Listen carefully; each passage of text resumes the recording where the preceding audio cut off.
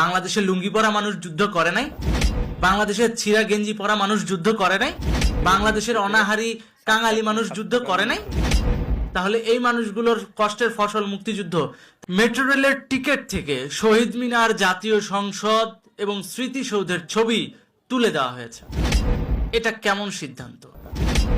এটাই কি রিসেট বাটনের উদ্দেশ্য ছিল, যে মানুষের চোখের নজরের সামনে থেকে মুক্তিযুদ্ধের ইতিহাসকে বিলুপ্ত করে দেওয়া বা সরিয়ে নেওয়া? এটাই কি আসল রিসেট বাটনের কাজ?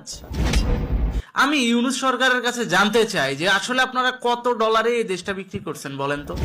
সেন্ট মার্টিন, বে অফ বেঙ্গল, বাংলাদেশের মুক্তিযুদ্ধের ইতিহাস, কালচার, এগুলো আপনারা কত টাকায় বিক্রি করেছেন? আপনারা একটু স্পেসিফাই করবেন?